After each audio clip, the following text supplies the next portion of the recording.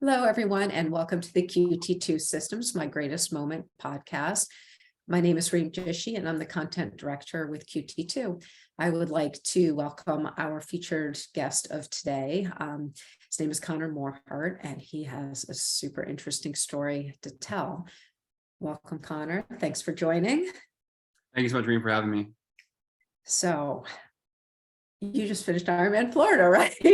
Fresh off the heels of the big race. Yeah, it's supposed to be a flat race, and we learned very quickly it wasn't totally flat. There were some rolling hills and some good wind that made up for it as well. Yeah, the swim was pretty nasty this year, huh? Yeah, it was choppy. It was kind of like deceiving because we got there Tuesday, Wednesday, got some practice swims in where it was perfectly flat. And then by Friday afternoon, we started seeing some chop in the ocean, and then Saturday the waves were there. We had to dive underneath of them to get out to some flat water to start swimming. Yeah. The rule in Ironman Florida is that whatever the conditions are leading up to the race, they'll be 180 degrees different on race day. So when you show up and it's super choppy, you're like, yes, it's going to be fine on race day. So that's the rule for it. So this was your second Ironman, is that right? Yeah, so it was my second full Ironman. I've done one 70.3 distance as well. I kind of went backwards in events. I did a 70.3, then a full distance 6 months later, and then I did a sprint try this past summer. So most people start shorter course. I started long course and went backwards. So, but it was my second full distance triathlon. Yeah, that's awesome. So growing up, you were an athlete, right? Can you tell us about it? Yeah, for sure. So growing up, any sport I could play, I typically did. My mom was taking all four of her kids to different sports at different times. So I had stints in swimming, baseball, lacrosse, football, basketball. And the one that stuck the most over the years was football. So naturally, I was always a taller guy. So the coaches always wanted me playing. And it wasn't necessarily my favorite, but I happened to be good at it just because of my size. And I would say through high school, I started, getting some interest from some colleges across the country, and started taking some college recruiting trips, and ended up just focusing on that. Hindsight's 2020. If it was up to me, I think maybe I'd go back and do soccer or track and field or something because it's more relevant to triathlon now. But no, just having the athletic background taught me so much about accountability, integrity, punctuality, teamwork. So that's what I miss the most about organized sports. So it's nice to be back in an organization like QT2, where I do have that opportunity to train with people locally, to be accountable to each other. So yeah, I've always been a competitor. I like working together with a team to accomplish a goal. So it's definitely a part of my DNA. Mhm. So you played, so you were saying you did some college recruiting visits. Did you play football through college? Yeah, so coming out of high school, I was committed to Temple University in Philadelphia, which was about an hour west of where I'm from in Reading, Pennsylvania. So I was born over there, and I was on the Monopoly board, the Reading Railroad, as well as Hershey, Pennsylvania. So that's where I'm from. But didn't make it to Temple because of my grades. So I did the JUCO route. I went to Nassau Community College in Long Island for 2 years. And then from there, I got my associate's degree, then transferred to the University of Buffalo in Western New York, part of the Mid-America Conference. So I played there for 2 years. And I actually got 2 hip surgeries. So I got my first hip surgery in 2015 when I was at the junior college. And then the second hip surgery came in 2017 on my right hip. And nothing major caused them, just had some bone impingements and labral tears. So they went in there, they repaired them. And, I didn't really have aspirations of going pro. So I want to kind of focus more on quality of life and finishing my education. So decided to hang the cleats up a year early and graduate a little bit earlier too. Okay. And then did you stay after college? Did you stay with athletics? Not necessarily. I was glad that, the daily weight routine was over. We had to be there every day at 6 a.m. lifting weights or being at a practice or watching film. So definitely enjoyed not having to be there all the time, but I did have responsibility still as a part of a team.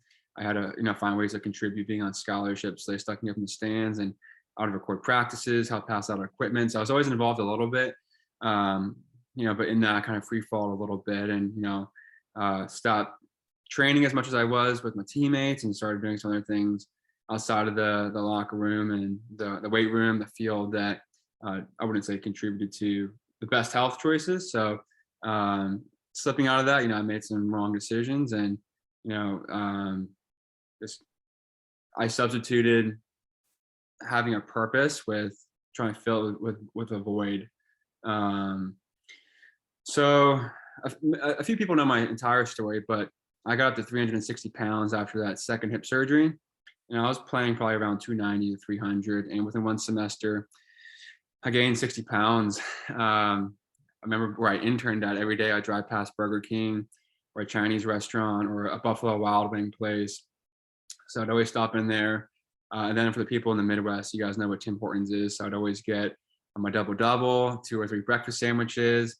And then, I started drinking a lot as well, smoking cigarettes, chewing tobacco, as well as different drugs. So I'm an intense person, so I kind of seesawed the other way. And as soon as I stopped playing, I kind of gained a bunch of weight and found some bad habits. Yeah, it sounds like you picked up a few bad habits. Yeah. And so one day, I mean, you're obviously not doing that now. So what happened? What changed? Yeah, so I think just the way I was raised and knowing what was right and wrong, I just had a conviction to kind of change my ways and kind of come back to who I was. And I knew the path that I was on was self-destructive and not sustainable.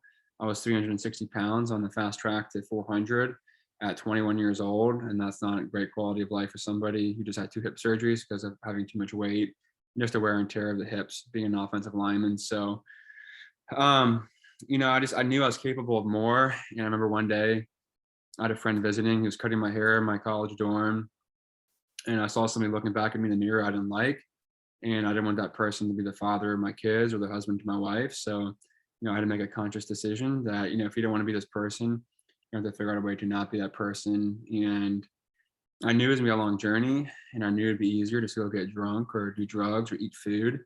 I think food is as much of a drug as a substance or a chemical is.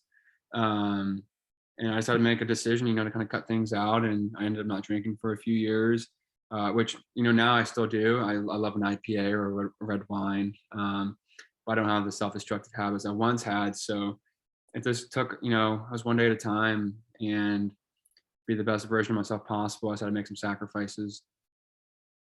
All right. So you just slowly just weaned off the bad habits. And so how did you go from that 360-pound self-destructive person to someone who just finished their second Ironman? Tell me about the journey in the last 4 years. Mhm. Definitely. So I'm not sure it's the healthiest way to go about it, but I kind of rationalized it like, I'm in college, I'm going to live it up, and I want to get out of my system because I don't want to have to feel like I missed out on something when I'm in my late 20s, early 30s. So I really kind of lived it up, kind of the expectation, like, I'm going to turn things around. And, it came to be that point where, the reality settled in where I just finished my last semester, I have my diploma, it's time to get my act together. And I left Buffalo in December 2017, 1 semester early. So I was able to graduate a little bit sooner. And I got home back to Reading, Pennsylvania that December. And then, I had to figure out what was next. I couldn't fit into a suit. I had to go to Destination XL, and it was a struggle finding a suit. So I was like, all right, I need to really start making some decisions.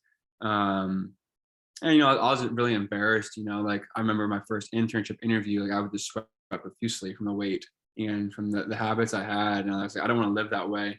So I guess first I just knew I had to lose weight. So I started cutting calories. Like I mentioned, I cut the alcohol out of the diet for a while. Obviously the fried food, the pizza, the burgers, all that went. And just being my wife would say I'm a very extreme person. My friends who know me best would say that as well as my mentors. So I was kind of went 180-degree turn, kind of like you're saying, at that Ironman Florida weather condition.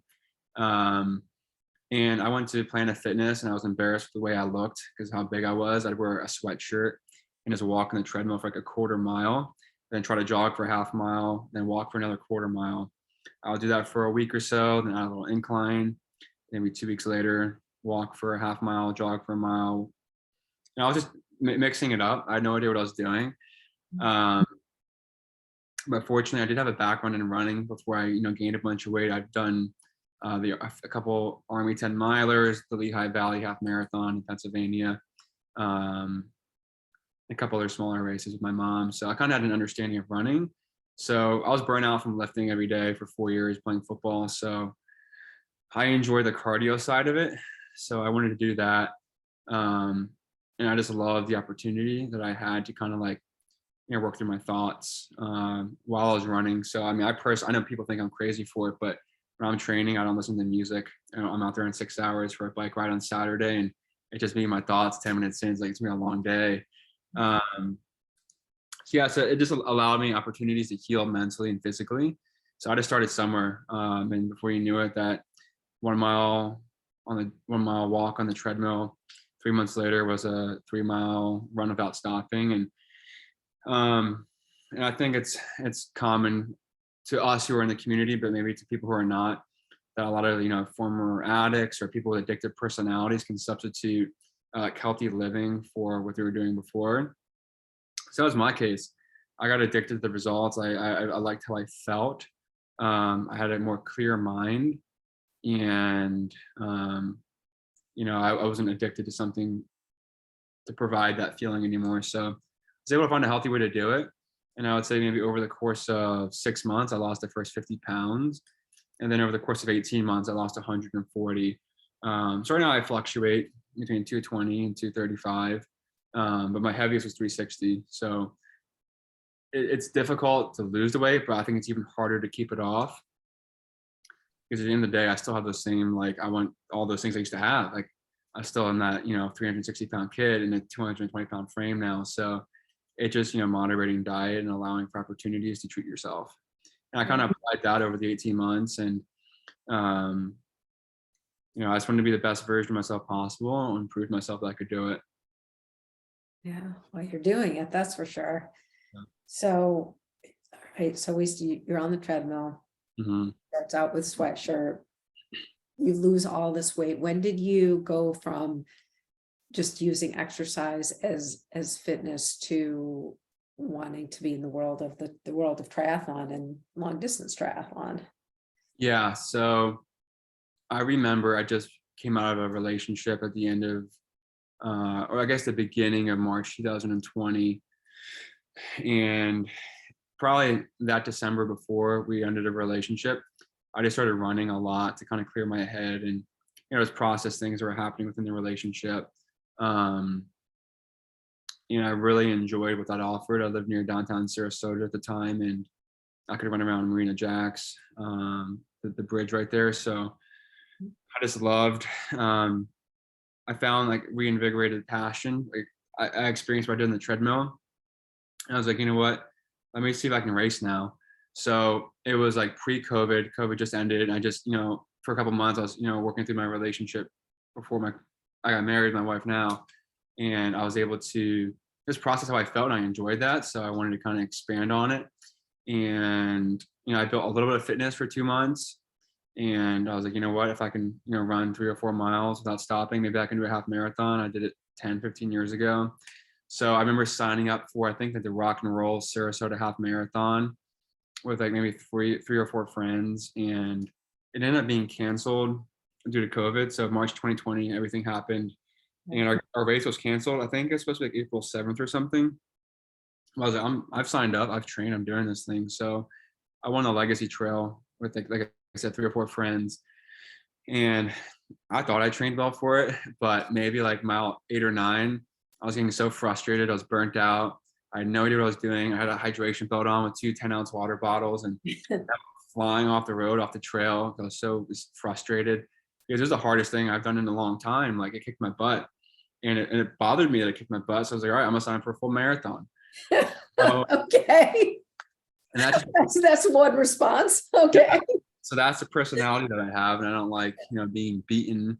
And I guess a side note, that's what I love about endurance sports is like it's a single sport, whereas with football, it's 11 versus 11. So what I like the most about endurance sports is like it's you versus you, and it's you versus your time, and heart rate data, power data, whatever it may be. But I was like, it's not happening. I'm gonna fix this and do a marathon. And then I got to the marathon. It was the Space Coast marathon in Cocoa, Florida. I believe it was November 2020 or December 2020. And I got to that race and I trained for it.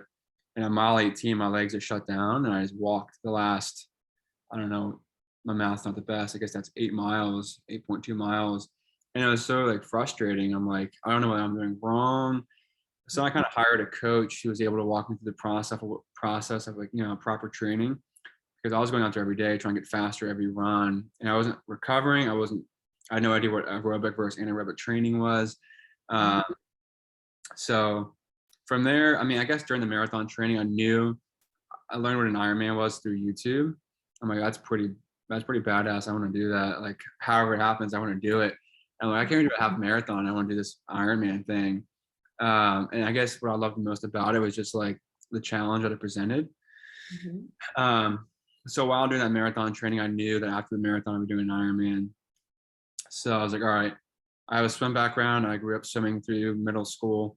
And then I bought a bike, a Giant Propel off Facebook Marketplace while I was training for the marathon for cross training. That way I still build fitness and take it easier on the body. And I met a friend at the church we were both going to at the time, and she said, "Hey, you got to check out Outravel Racing. It's a good group of people. There's some pretty good competitors in there. You might like it." So I ended up checking it out and getting connected with Eric Kahl. He's my coach now, and he trained me up for the Ironman Indiana. So that was October 2021. So I was able to accomplish my goal of doing an Ironman. It went way different than um, my half marathon and my marathon went. And kind of talk about it being backwards. Like my second marathon was doing an Ironman, and 11 months before I couldn't even finish that thing without walking. So Mhm. um, I think it just goes to show like what a good coach can do to an athlete who's receptive and is kind of like a student in the sport. Yeah, well, I mean, but you picked an athlete who's receptive. I mean, you wanted that. You're like, I know I can be better. I know I can do this. And Mhm. that's, just finding, Yeah. path. So we, so this podcast is the My Greatest Moment podcast. And just talking to you, like there isn't one thing, like as you're saying, I'm like, oh, it's that, oh, it's Yeah. that, oh, it's that, but it's a whole series of, oh, it's that, right? Mhm. I mean, the day that you looked at yourself and said, Yeah. this isn't the person who I want to be. I mean, that was the beginning Hmm. of it. And trying, and I'm not going to say failing, but maybe not doing as well as you wanted to do, and continuously raising the bar for yourself. I mean, Hmm. I just like to see that with you, because there's so many people that I mean, I've trained a lot of people who do the first half marathon and they have that experience with it. And they're like, all right, that was good. I'm done. Let me find a Yeah. new one. You're like, no, Yeah. I need to do this. I need to be better. And so, Yeah. I would say that's definitely like more so the addictive side of my personality. Like I love training. Um, and ironically during the Ironman Florida taper 10-14 days ago, I missed training. Like I was like, gosh, I mean, there's not much I don't like less than doing Zwift indoor on a bike without music. But during that taper, I was like, you know what, I missed training. Um, so I think my greatest moment is when I realized my own potential. And then just quote, I'm not sure who it's by, but it's your toughest competition is your own potential. Once I realized that the only thing stopping me was myself, and that comfort is an enemy of progress, that puts the accountability in your court, and you can either own that or make an excuse. So I guess once I realized I had that knowledge, it's like I can either do something with it or I can just continue the ways I was living. And who knows where I'd be right now in life. I know I wouldn't be married to my best friend. I wouldn't be where I am now, experiencing the fun things that I get to experience. So I would say my greatest moment is, when I realized, hey, I can take action in my life and be responsible for it, and there's nobody to blame. So, um, and I really thought about, what my greatest potential, like, what that looks like, or what my greatest moment is. And leading up to Ironman Indiana, like I just kept visualizing the finish line. Like, well, there's a long brick workout in the middle of August in Florida where it's like 90 degrees and humid and you're questioning everything in the world. Or if, whatever it is, I would always just kind of finish my workouts visualizing that finish line. So um, I know it's different for everybody. Like for me, the finish line wasn't that emotional. Like I thought, that's everybody cries at the finish line. I'm gonna be super emotional. Um, but I kind of finished I finished Ironman Indiana and I was like, is that it? Like I thought it was me more. And I feel like I kind of put this expectation on what the finish line was going to be like. And I think for everybody it's different. So I mean, that's just the way it was for me. I think it's great for the people who are emotional with the finish line. But I was like, as soon as it ended, I'm like, what am I doing next? Like I'm signing up with Florida. And I missed the training the most. And so I mean the finish line is great. I mean, all race day is, it's a celebration of all the work you've done. Like my family, they were all there this past weekend. I had a lot of friends there that were tracking me and stuff. But like they're seeing me on one day a year. They didn't see me the last 6 months every Saturday at 4 a.m. working out for 7 hours when kids my age are just getting out of bed, or they're hungover, whatever it may be. Like, so for me, it's just like a celebration of all the sacrifice, the training, and the commitment that we have triathletes have made. Um, so it's just like it's like the victory laps, like the NASCAR, the Daytona 500. You get the flag and you go around. It's all it is. So if you trust your coach, you follow the training. It's just like it's kind of laid out there for you. I wish golf was that simple, but it's not. Yeah. So yeah, I guess for me, it's like it's just a day in and day out. And with the former addictions that I had, that I would chase chemicals or a substance or whatever it is for a feeling, I can get that now through training. So I might have a really good workout, and they call it runner's high or whatever it may be. Like it just provides an outlet for me. So I guess that was my greatest moment, is realizing my potential and what we're capable of, and the human body is capable of more than we allow it to, or more than we allow ourselves to think it can accomplish. So I just love pushing myself to see what can be done. Yeah. So I'm sure you've already been thinking, what's next for you? What's next on? So I was like, you know what? I've trained for Ironman in Florida already. I might as well just recover for a week or so. So I signed up for Ironman Florida 70.3 December 11th. Okay. Yeah, recover for a week or so. Yeah. Okay. So maybe I'll get a couple speed workouts in and build a little bit of a run fitness. So ironically, it was the first triathlon I did in April 2021. I self-coached it. I did okay. So I kind of have an experience with the course. It's only an hour and a half north. So I'm like, you know what? Expenses will be low for it. It's right around the corner. I've already trained for the full. Might as well enjoy the training. So I'll do that December 11th. And then January 29th, I'm going to go back to the Miami Marathon. I've never done the Miami Marathon, but go back to training for a marathon, which might be like 6 weeks of training. Like I said, I know what my strengths are and I know what my weaknesses are, and I want to improve my weaknesses. This past weekend, I was 172 overall out of 1,800 for the swim, 200 overall for the bike, but my run was 749 out of 1,800. So I want to focus more on my running. So my focus was, after Ironman Florida, just to focus on more aerobic training with a few anaerobic workouts. Because I want to become a better runner. And if that's something I can do to improve my overall time, that would be my focus. And then here comes the intensive personality. I'm doing Ironman Texas in April. Okay. So those are the 3 events I'm registered for right now. So Florida 70.3 in December, Miami Marathon January 29th, and then Ironman Texas in April. And then I'm not signed up for anything else after that, but I have my eye on it's a long list. So I think most importantly, I need to listen to my body and give it an off season. So I was looking at Chattanooga in May. I have family up there, so it'd be a fun trip to do a 70.3.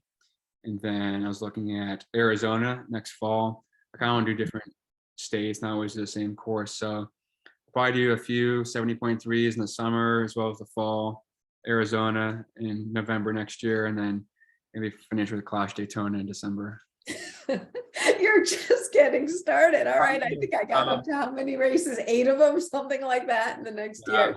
We'll see what Eric says. I've sent him a little bit of the itinerary. So at the end of the day, we just want to do what's best for the body and for the goals. Yeah. Oh, that's great. What an awesome story. I mean, you've got so much ahead of you too. I can't, like, you're going to be able to watch you for decades where you go. So yeah. And so we got married in February. So the goal is kind of, do some vacationing aside from triathlon, and also do some races before kids come, because, as much as I love racing, I want to be focused on family and my faith and my job and all that. So I want to enjoy the season while I can, and I've had 2 hip surgeries, so I'm not sure how long I can do it for. So just living the moment and doing it while I can. Yeah, that's great. Just take every day, right? Yep. Never know what tomorrow's going to bring, although you are in control of your destiny. You've figured that out. It's a good one. So, well, thank you so much for spending the time to tell your story, and good luck with everything, and enjoy a little recovery off of Florida. Yep. Your body needs it. So Well, my birthday is Thursday. My wife scheduled a couple massage, so that's perfect. on the horizon to recover. Excellent. Well, enjoy that, and happy early birthday. Thank you. Appreciate it. And thanks so much for providing me the opportunity to speak with you tonight. All right. Thank you.